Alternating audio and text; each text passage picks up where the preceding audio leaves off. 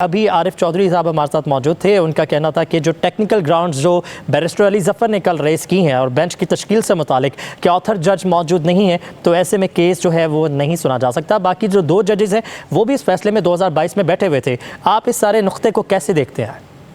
देखिए, आरिफ चौधरी से हमारे कानून है, उनके अपने तहफ़्फ़ुज़ात हैं, उनका अपना जो है वो मौक़िफ़ रखते हैं। लेकिन अगर बज़ाहिर देखा जाए तो आप किसी को कैसे बाउंड कर सकते हैं कि आपने फ्लोर क्रॉसिंग नहीं करनी। और जैसे भी आपको पता है, इससे पहले भी क्योंकि ये सुप्रीम कोर्ट में मसला आया था और आज भी जस्टिस जमाल मंदोखेल के ये इस पर रिमार्क थे कि वोट जो करने का हक तो रुकन पार्लियामेंट का है, ये हक सियासी जमात को कैसे जो हक है उसका कैसे कहा जा सकता है। फिर अरकान असम्बली को वोट देने या न देने की हिदायत पर पार्लियामेंट्री जो कमेटी है वो कैसे देती है।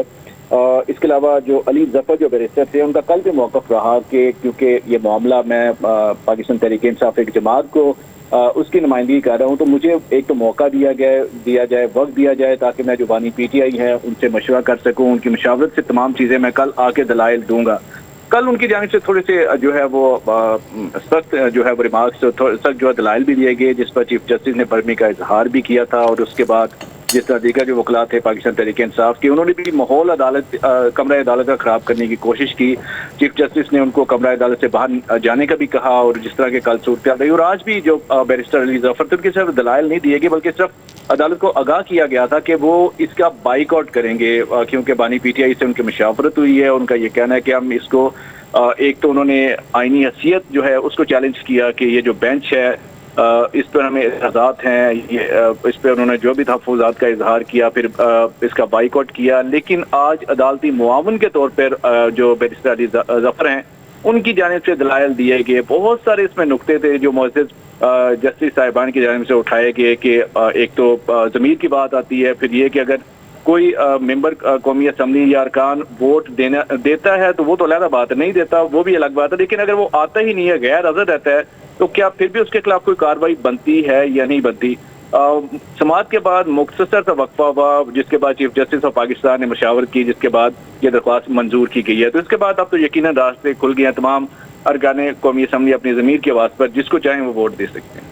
ठीक है फैसल, आपने ये कल का हवाला दिया है कि मुस्तफ़ीन काज़मी रोस्टरूम पर आए और उन्होंने कुछ तल्ख जुमलों का तबादला किया, और साथ जो सबसे ज़्यादा फ़िक्रमंद बात थी वो ये थी कि उन्होंने कहा कि 300 वकील बाहर खड़े। तो हम देखते हैं कि फैसला कैसे आता है। अभी सूरत हाल क्या है सुप्रीम कोर्ट के तरफ की?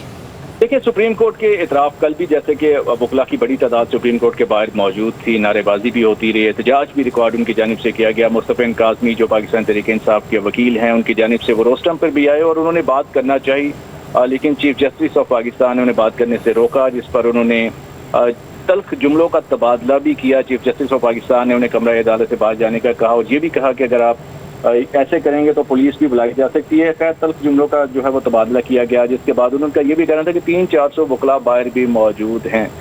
कल भी एहतजाज होता रहा सुप्रीम कोर्ट के बाहर, आज भी हमने देखा एहतजाज होता रहा। लेकिन क्योंकि सुप्रीम कोर्ट का ये फैसला 5 रुकनी बेंच था, एक जो ऑथर जज हैं जस्टिस मुनीब, उन्होंने पहले रोज़ ही माजत की थी, वो बेंच का हिस्सा नहीं बने थे। लेकिन क्योंकि दीगर जो 4 जस्टिस साहिबान मौजूद थे और बाकायदा 2 से 3 दिन इस पर जो है समाअत होती रही। आज उनकी यही ख्वाहिश थी कि पाकिस्तान तहरीक इंसाफ के वकील जो हैं वो आके दलाइल देंगे, लेकिन पाकिस्तान तहरीक इंसाफ के वकील ने दलाइल नहीं दिए, बल्कि एतराज़ात उठाते हुए उनका बाइकाट कर दिया। और आज जो वकला जिस तरह आप बात कर रहे हैं, एहतजाज तो यकीनन कोई भी वकला हो, किसी का भी हो, ये जमहूरी हक है, वो पाकिस्तान का कोई भी शहरी हो, वकला एहतजाज कर रहे हैं। लेकिन ज़ाहिर इस पर समाअत हुई है, तमाम पहलुओं का जायजा लेने के बाद जो 5 रुकनी बेंच है उसने 5-0 से ये फैसला किया।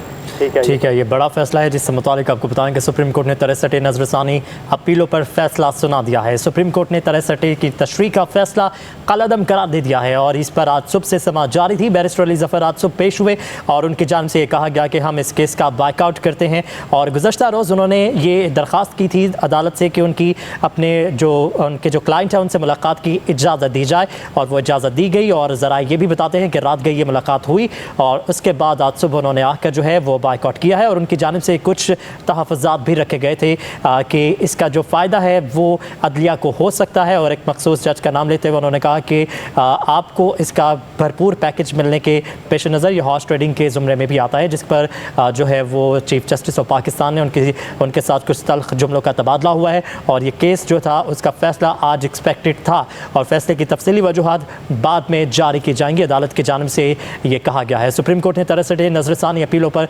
फैसला सुना दिया। हमारे वो नाजरीन जिन्होंने हमें अभी ज्वाइन किया उनके लिए बताते चलें कि 63A का फैसला आ चुका है और 63A का फैसला जो है वो इसलिए इम्पॉर्टेंट है क्योंकि आईनी तरामीम पर हुकूमत लाने की कोशिश कर रही है और ऐसे में जो लोग फ्लोर क्रॉसिंग करके वोट देना चाहते हैं आईनी तरामीम के लिए, उनके लिए आसानी हो जाएगी। माजी में अगर फ्लोर क्रॉसिंग करने पर आपका वोट भी नहीं गिना जाता था और आपको कलअदम भी करार दिया जाता था, लेकिन आज के फैसले के बाद वोट काउंट किया जाएगा। अलबत्ता कलअदम करने का इख्तियार जो है वो पार्टी चेयरमैन को दिया गया है।